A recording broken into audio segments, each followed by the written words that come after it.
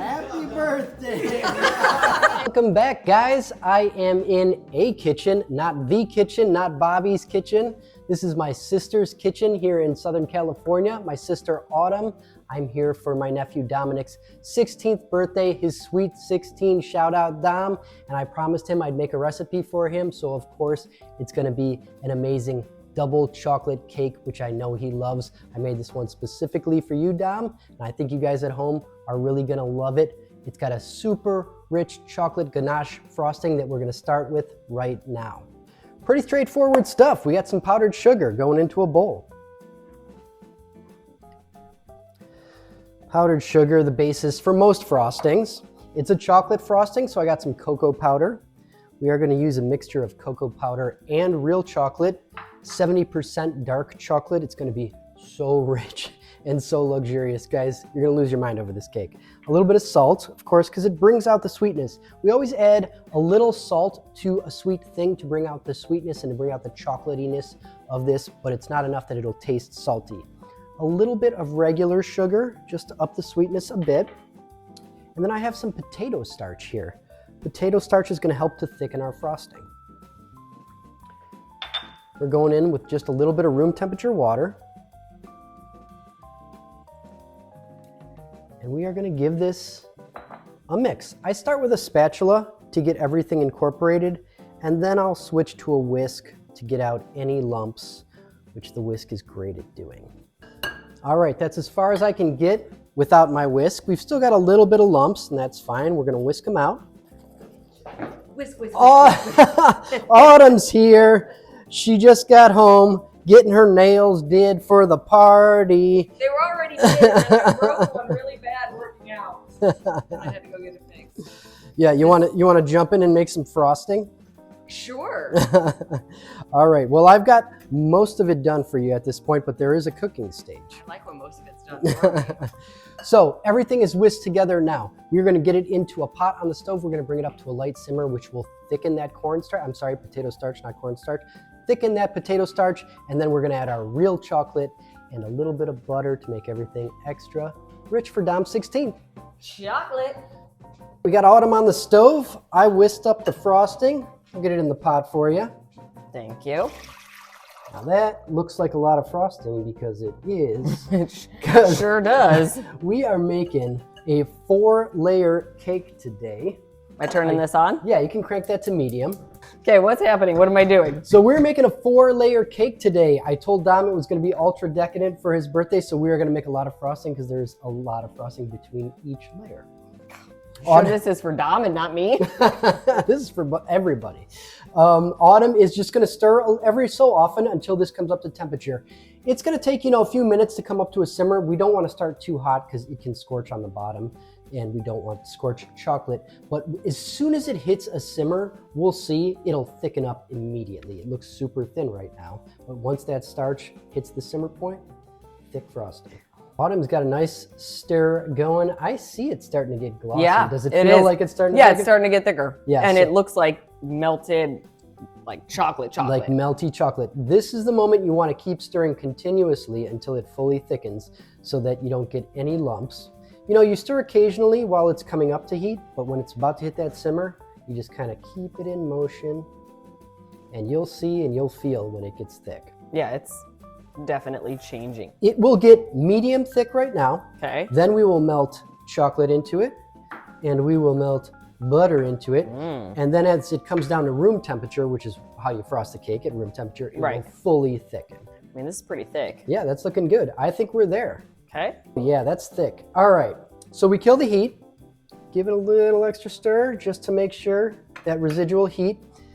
Now, you're seeing yours is very glossy, very smooth. That's great because you kept it in motion.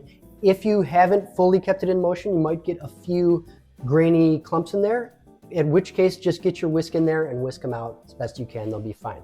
Residual heat, the heat is off now. Chocolate goes in, stir that together. This is not approved, right? This is not like a... Oh, no, this is not approved. This is not a... This is approved for a 16th birthday, which happens once I in a was lifetime. Like, this is not a fixate cake. I'm looking at butter, mounds of chocolate. I was like, I mean, if I lick it, is it approved? That's it. I can smell it. This was not made for the portion fix system. This was made to give a 16-year-old his one birthday in a lifetime most decadent chocolate cake. Do you remember that Dad used to make me a 3-layer chocolate cake, chocolate frosting with chocolate chips inside? I do remember that, and I maybe had some of that in mind when designing this. Aw. Is that all melted? It feels It looks like it's all it melted. is. That happened nice and quick. All right, so now we go in with our butter. A little bit of cold butter so it melts slowly and doesn't become greasy. You just give that a stir. I'm also going to add in your vanilla. We keep that till it's off the heat so the vanilla flavor doesn't boil out. We're almost there. That is the last component of this frosting, by the way.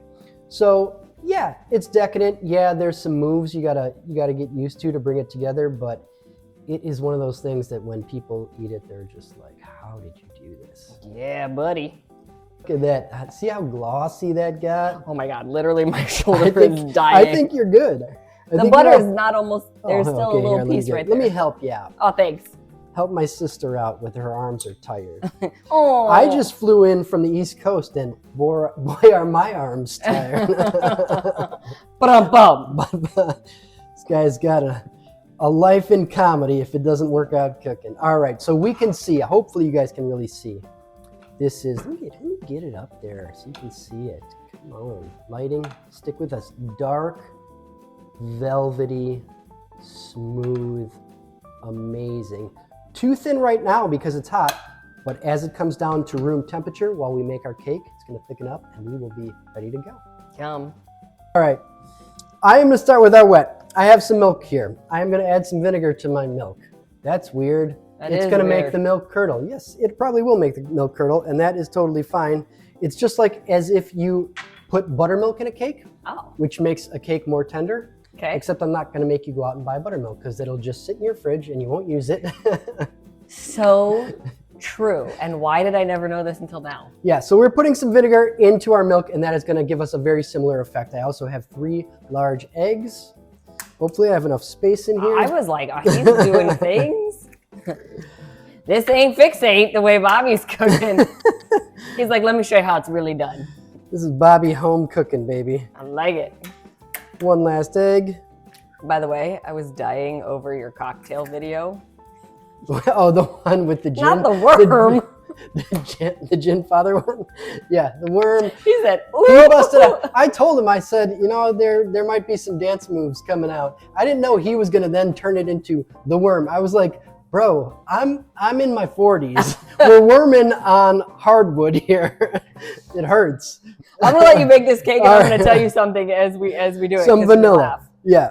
So I was at my girlfriend's 50th the other day, and we were doing some card game, and it was like dares and whatever, and I got dared to do the worm, and I'm like, I don't know how to do the worm. So you were doing the worm at the same time that I was doing the worm. Well, no, mine was a couple weeks ago, but I couldn't do the worm. Yeah. So when you did it, I was like, this guy can do it. Well, you know, a lot of people don't know that when I was in kindergarten, me and my friends had a breakdancing troupe that we called American Breakers, and the worm was one of my signature moves. He's been holding out on me our whole life. And we did win the talent show, by the way. What? We did. American Breakers won the talent show. Why don't I know this? You were too young. You don't remember. Autumn's 2 years younger than me, so if I was in kindergarten. Yeah, I was like 3. Yeah. All right, Autumn is on our dry ingredients. Okay. So we have AP flour, just regular AP flour. I like King Arthur. I think it's a great brand, available at most stores. Okay. You're gonna go in with your cocoa powder. You're gonna go in. Okay. All right, so now you have both baking soda and baking powder. You're gonna ask me why. One, well, they react differently, I know that. It's true, they are both leavening ingredients. One is double acting, so it reacts with liquid and it reacts with heat. Okay. That's the baking powder. Baking soda only reacts with acid. Right, you saw me put some acid in there. There's also some acid in the cocoa powder. Okay. Now the baking soda is our main leavener, but it leaves things a lot denser, a lot moister. So I'm using less baking powder because I just want a little bit of oven rise, but I don't want it to get so airy that it dries out. That's the key to making a fudgy chocolate cake. Fudgy cake. Am I adding in this? Some salt, of course. Some salt. It's going to be a 4-layer cake. We're This gonna is a add big in cake. some sugar. Some sugar. The measurements are below. In case anybody's wondering, in these recipes, measurements are always below. Oh my God. Hold on, I'm gonna have a hot flash while we make this. Just looking at it. Wait till it's out of the oven. I know. I literally just tasted sugar. It came up into my mouth. I'm dead serious. Am I whisking or stirring? Give her a little stir with the wooden spoon. We'll use the whisk later if we have any lumps. I like to bring things together with a spoon and then just use the whisk at the end if we need it. Hopefully I gave you a big enough bowl for this. Okay, what else is Looking mixed? All right, I'm gonna give you the wet ingredients now. Oh my gosh, okay. Let's get those in there. This is just part of the wet ingredients. Let's get it started. Cool. It's gonna be right to the brim. Bobby's like, Autumn, come on. Let's film. Yeah, let's do it. You take this part. You know, the thing is, when you cook with all your own tools, You know. you kind of know exactly how much everything fits, and then you get into someone else's kitchen. And No, you're no, like, hold on. Don't act like Now, it's I someone know else's kitchen. I know I've You cooked here cooked a in lot. this kitchen for many a year. Not enough, apparently. Avocado oil. This is the healthy component. It's avocados. Oh, perfect. It balances out my sugar. A very moist cake. That oil is bringing a lot of moisture. I really should make you do this because... We can switch if you want. Oh, not my shoe! Hit her directly in the ugg. Take it over. What a disaster I am. Yeah, I'm probably going to be a disaster too. Don't get it on your white shoes. I know. My wife Yeah, that's going to be just karma. bought me shoes for my birthday, and I'm wearing them. They're white. This is chocolate. All right. We've got clumps now, but we're together. So I'm switching to a whisk. You can see there was a little bit of egg clump. We're just going to whisk this out. It does not have to be perfect, though. Not like our frosting, which we want to be perfectly smooth. This can have a few lumps in it. They will cook through just fine. But get it as even as you can. And if you use a bigger bowl, it helps.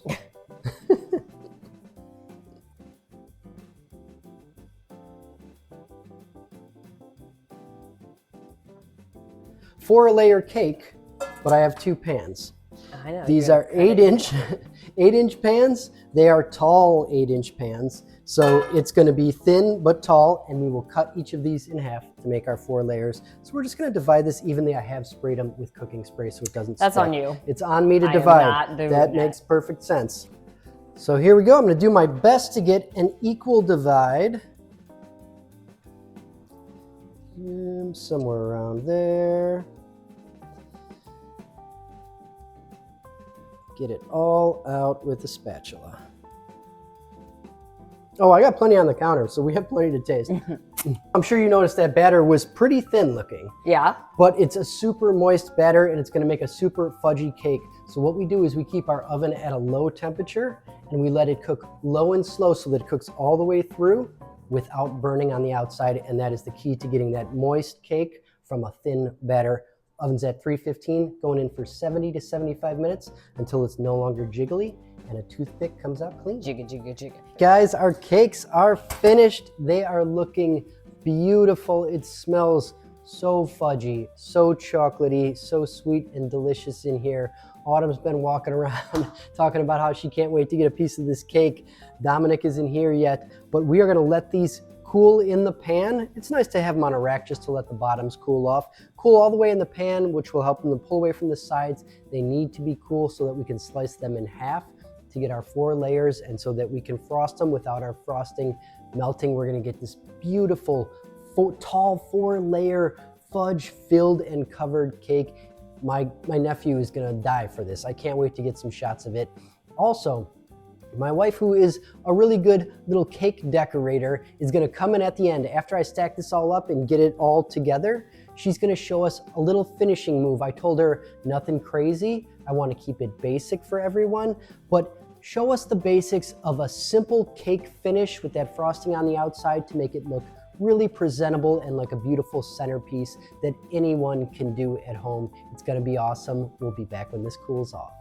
We are back, guys. Our cakes are cool. Our frosting is luxurious. It is looking so decadent, so smooth and silky. If you haven't met her before, this is my wife, Charlie. She is really good at decorating cakes. I don't know about that. Better than I am. So she's do going to know give us about a brief tutorial.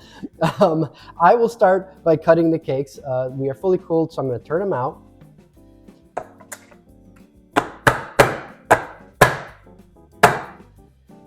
Bingo. All right. Nice and dense and fudgy, exactly what I wanted.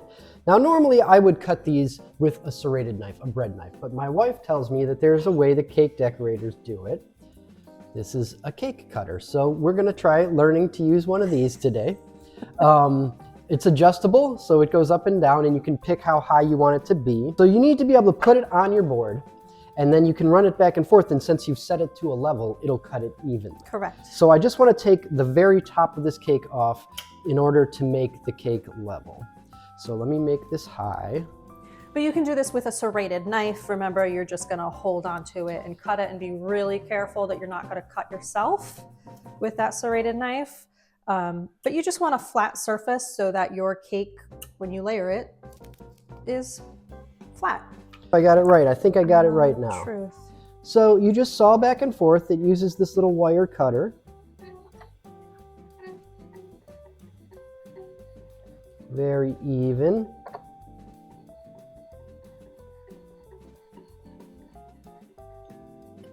Careful coming out the opposite side so you don't rip the end off. So long, even cuts, and go slowly at the end.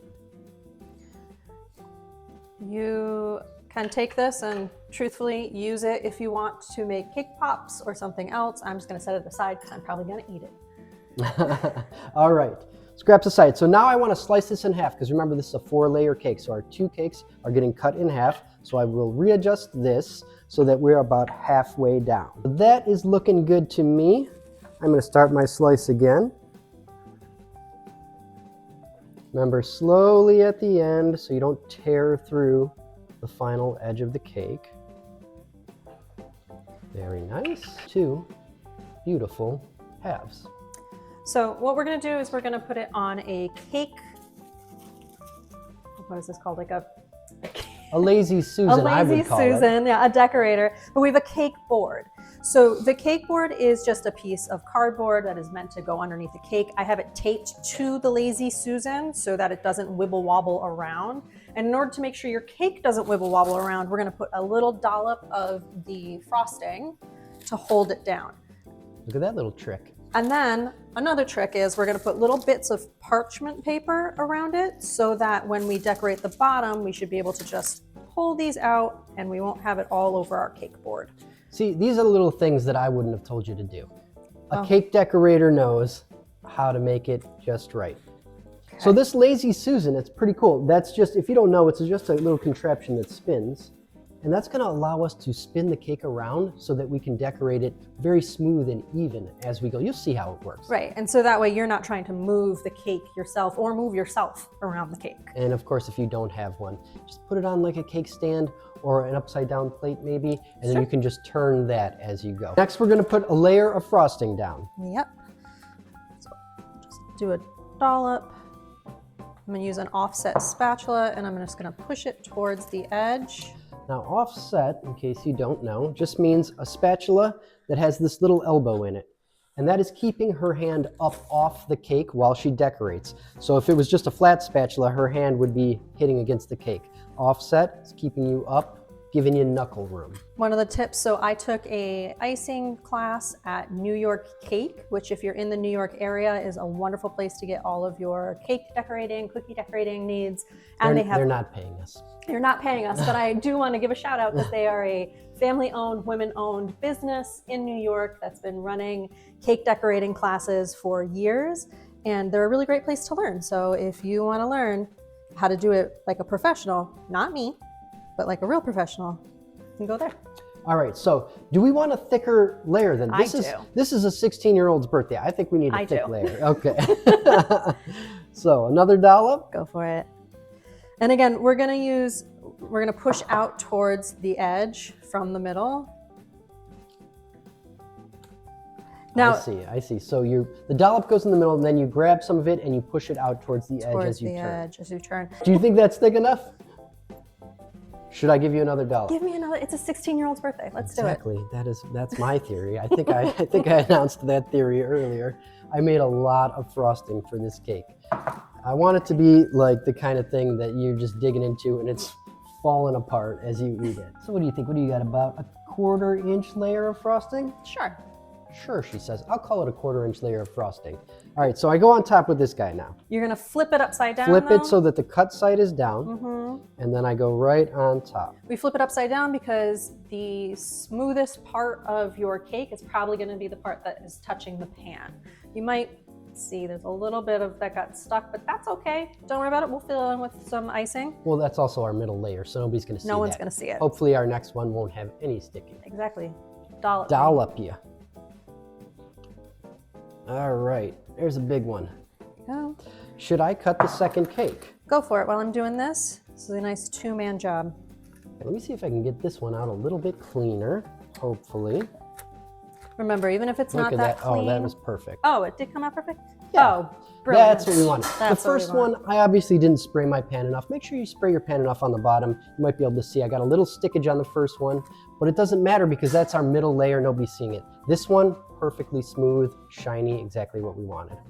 All right, I think I'm good here. Let me give this a try.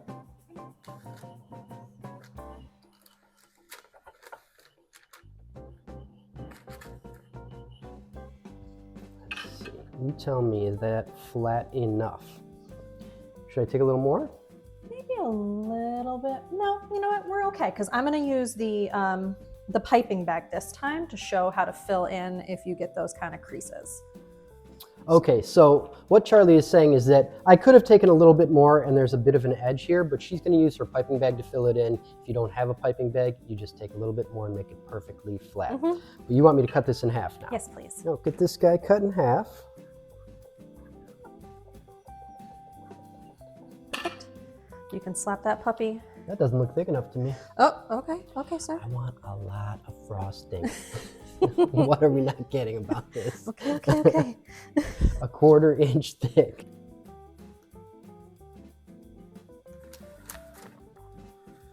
There we go. So you want me to set this way? That way, yep. Right on top.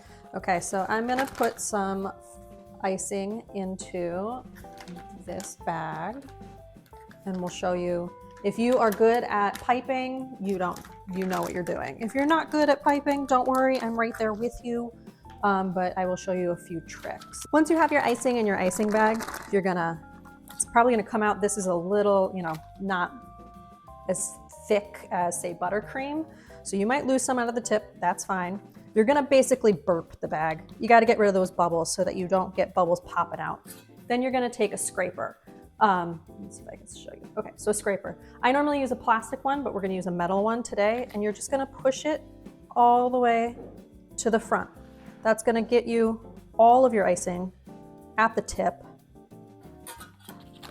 Then you're gonna take your bag, you're gonna wrap it a few times, and there you go. Look, you can already see it coming out. We're ready to go. We're ready to ice with this thing. Like we said, there's some spots here that might need a little extra icing. We're just gonna pipe on into those spots to fill them in.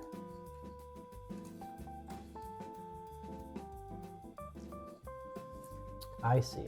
Get a little bit more. So that in little here. edge is now just full of icing. Icing. That's extra icing. Exactly. I'm good with that. Exactly.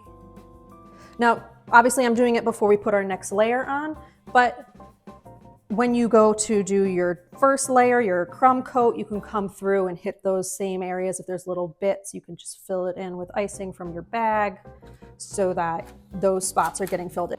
So you guys are gonna see how this comes together in the end. We have our 4 layers. Each layer has icing in between. You don't have to overcomplicate it. Once you have all of the layers stacked on top with icing in between, we're gonna put icing on the top and we're gonna spread that around the top and all the sides, just so that the whole outside of the cake is covered in a really nice layer of icing, and we'll see how to kind of spin it to make it look pretty. And you'll have a very, very presentable centerpiece. Looks very professional, but you haven't had to do anything crazy. You don't have to be a pro cake decorator to get it done. Nope. This going on? Flip her over. Flip her over. I'm sorry. Cut side down. There we go. Shiny side up. See how nice that Okay. looks? I get it. I get it. Okay. Now, most of the time you will probably, if you are a cake decorator, or if you've watched cake decorating videos, or even if you have heard this term before, a crumb coat.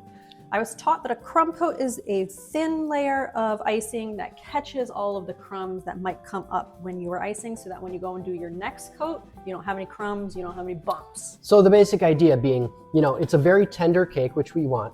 As we're smearing things on, some of the crumbs are going to come up. Pop up.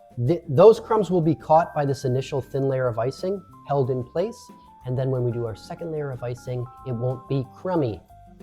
Here comes the dog. Hello, Bells. Hi, Bella. So how long does the crumb coat have to set? I would always put it in the fridge for at least 15 minutes. Give it a chance to cool down. Give it a chance so that when you go to put your next layer on, you are not just smearing the crumbs around a bit more. Okay, I get it. So 15 minutes in the fridge allows that icing to harden up. It's locking in the crumbs, and then the last layer of icing, nice and velvety smooth. All right, we are out of the fridge. It has been 15 minutes. Our crumb cake, what is it called? Coat. Our crumb coat.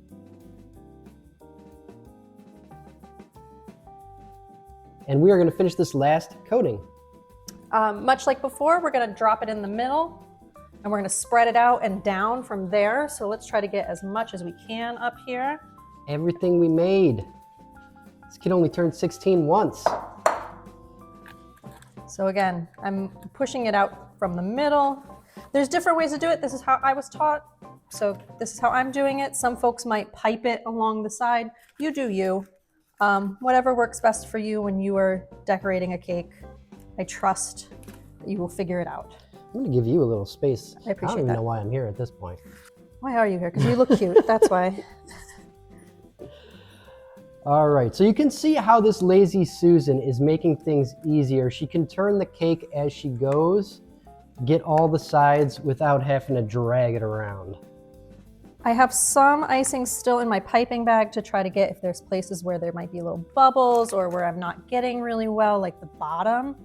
So I will, you might see me grab that. So once you get this all evened out, that's when you're gonna take your spatula and you're gonna do a little like spin maneuver, huh? Yes, so that we can put some design into the frosting. All right. Now, if you don't want to do that, looking at the way this cake looks right now, just with an even coat of frosting on the outside, I think it looks awesome. I wouldn't mind serving this up for someone's birthday. But we'll show you this spin move at the end, which is like a really easy finishing technique. Our Mortal Kombat finishing move. The easiest one there is. First, I'm gonna smooth it as much as I can. I'm gonna put it in some warm water, try to get as much of that excess icing off. I'm gonna kind of keep it at an angle, and I'm just gonna turn the cake. Interesting. Try to even it out as best as possible. This is where you might see spots where you're like, oh, I need more icing down there or up there. I see. So you're using the very edge of the spatula to create like a super shiny, super sleek exterior here. Final move? Final move. We're gonna keep it at that angle again.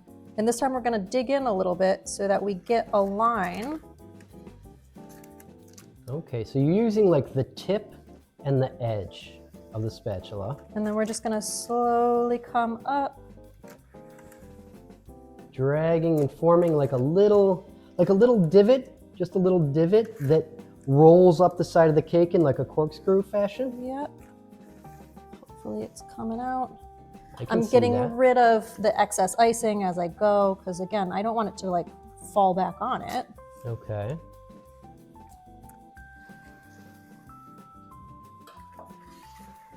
This is where this Lazy Susan comes in so handy. Yeah, I can see that. You're getting a really even turn, which is allowing you to create that design. You know, we use those sometimes in restaurants when we're doing fancy platings and we want to put a sauce down, like put a plate on a Lazy Susan, turn it, and then put the sauce on so that it makes a spiral pattern. You know, and people always wonder, how do you get such an even spiral pattern like that? It's little tricks like this, little Lazy Susan. And this is, we can link it. You can obviously get this on Amazon. You could get it pretty much anywhere that you get cake decorating stuff. There we go. So we have a spiral on top, spiral up the sides. Really simple design, guys. You didn't need any extra equipment other than this Lazy Susan. You got your spatula, and that is a finished cake. Let's, you know, obviously this is messy on the bottom, so let's get it onto a cake stand so we'll see our final product. So again, remember I put this parchment paper there, so we should be able to just pull it maybe out. I see. So that it's not an absolute disaster area. And then this cake board, remember, this up. lift it right up. Okay. Don't dump your cake. It's a tall guy. And there you go. Now there we have it. A Sounds beautiful finished cake. Hopefully you can, let me get this on the B camera. There we go. Beautiful, finished, tall, dark and handsome, like I like my cakes. You could finish it with I have some sprinkles you could put on, or you could just leave it as is, some fruit on top, whatever. I love it just like this. I mean, sprinkles to me, the crunch, it kind of interferes with the silkiness of the frosting in my opinion. I would leave it like this, maybe a strawberry on top to give it some color, but I think Dom is gonna go crazy for this. He's gonna tear into it. He's not gonna care that much what's on top of it. We're gonna come back when it's time to serve up the cake. We'll cut into it and you guys will see Dom try it. I hope he likes it as much as we liked the test cake. Yep. Thanks for tuning in, Thanks for and we tuning will in. be back for the party. Happy birthday to you. Happy birthday to you. Come on. Get all the youngest. All the youngest. Oh, it's so tall. There we go. Like rat? Yeah, you can lift the whole thing up and shove it in your face for Oh all I my care. gosh. Oh, yeah. Oh, we're just going. All right, slice it.